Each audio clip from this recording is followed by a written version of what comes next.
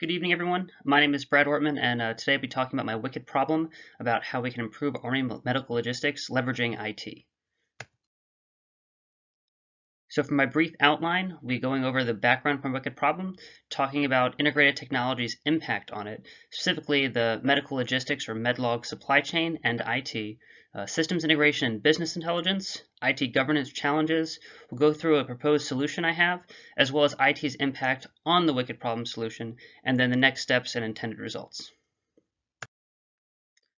So for my wicked problem, it's about improving Army Medical Logistics Medlog, support to the operational or the combat units in garrison, while simultaneously supporting the DHA's or Defense Health Agency's goal to drive efficiencies.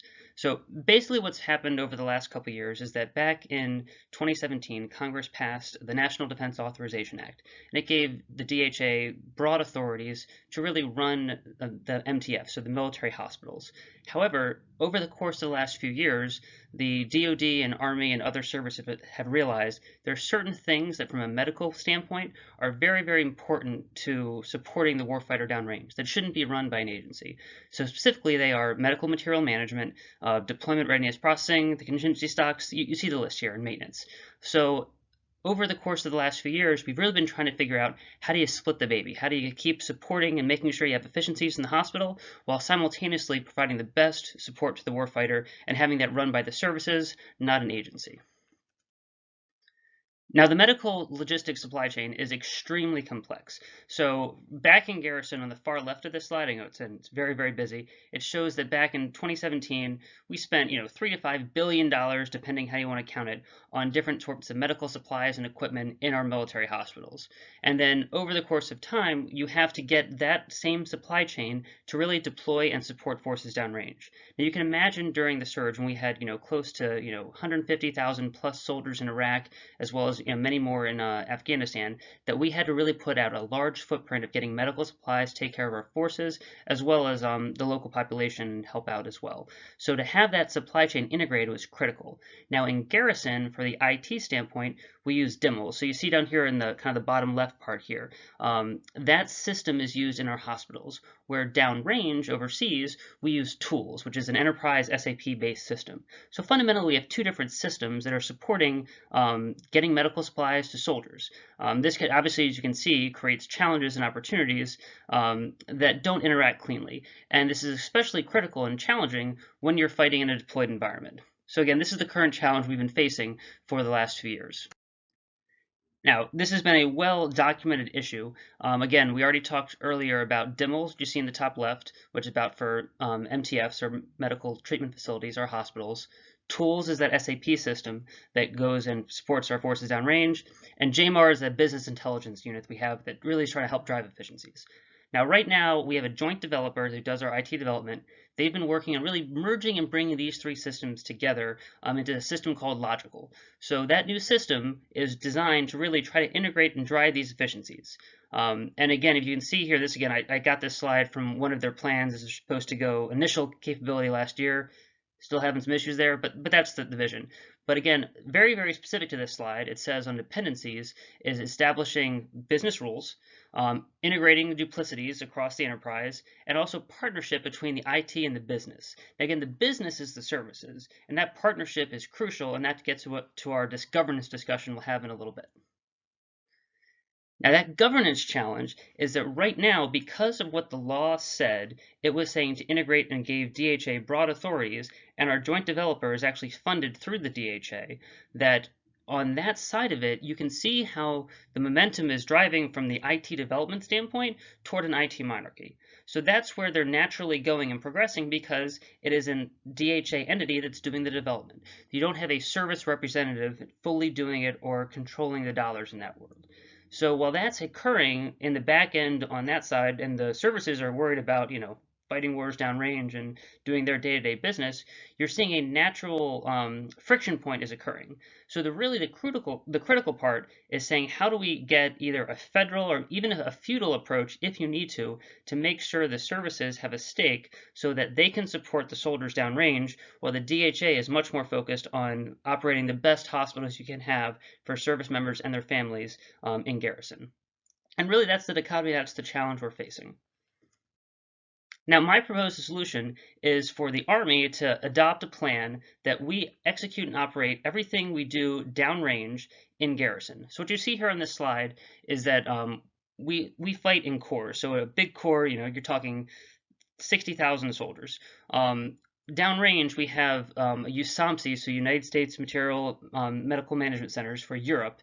So USOMC, they support everyone in Europe and Africa.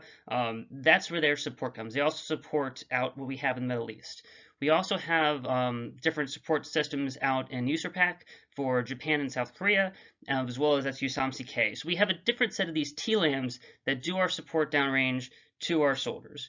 We don't have that structure fully established here in garrison because the Army has always relied on the MTFs and on the hospitals to provide that support. So my proposed solution is let's use that same system, that same business process we do downrange, and just replicate it in garrison. Find ways of improving it, integrate the technology better, but really find a way of getting it better to do that, to support the corps as we do it downrange, do it here in garrison. Now, to accomplish this fact, we must partner with our partners with the DHA.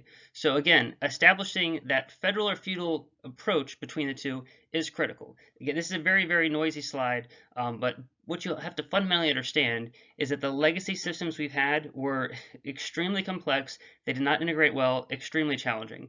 We've been getting better over time by bringing tools in. That enterprise system did help us do great things in the wars in Iraq and Afghanistan. However, opportunity exists, especially now that those wars are winding down, on how you truly have a robust supply chain and connect what's occurring in garrison, where we have most of that demand in a peacetime basis, and having it scale to when needed downrange.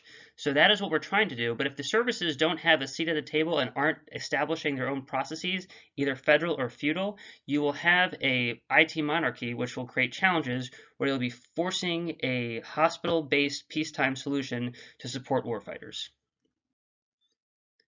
Now, the next steps that I would propose here is that over the course of 2020, the Army focuses on building up its 3 core sites. So we have cores based in Fort Bragg, North Carolina, Fort Hood, Texas, and Fort Lewis, Washington. Those are the master biggest posts that we have. They have a large presence of units and large support structures and headquarters.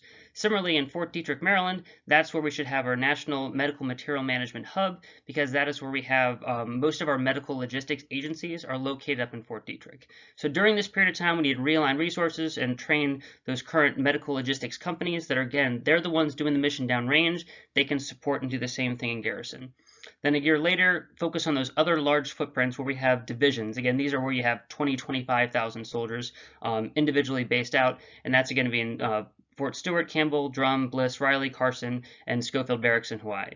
Again, this is one where it's really still replicating that same business process we're doing downrange and using it in garrison. During this time, we still need to partner more with the DHA. We can do it on our own back at those core sites because we have a much larger footprint and infrastructure. We do need to start partnering more with their capabilities in those large MTFs. Simultaneously, we need to incorporate all the new IT updates they're doing with Logical because they'll be critical to improving how we support. And then finally, in 2022 and beyond, at this point in time, Logical should be fully deployed. We do need to have that fully implemented. And then we need to partner dramatically with DHA at these smaller bases and posts, because here we don't have a large footprint. We need to partner with the DHA and be collaborative. Again, this is why having that federal approach would be very helpful to do. And if not, we would have to revert to a feudal approach. Either one would work and I think support the Army's missions. I think federal is best, but at the end of the day, you have to get something better to support the soldier and services, so therefore I would go with feudal if need be. The intended results. At the end state, the goal is just to improve medlock support for the operating force. By doing this kind of more core-focused medical logistics, we're really supporting and training the overall total force to improve our support across the board. You'll have improvements in supply, maintenance, and all integrated through a joint network. This is the end state, this is the vision, this is the goal. I think we can achieve it, but we must be bold and take this action, implement these solutions to achieve the desired end state. So my references, again, I've been living this day to day for the last few years, so I've been very connected to many of the different orders and laws that have gone through, as well as I was able to modify some previous slides that I created or helped create during my time when I was mobilized. Thank you again for taking the time to listen, and backup slides can give you some more detail about my wicked problem. Thanks again and have a great day.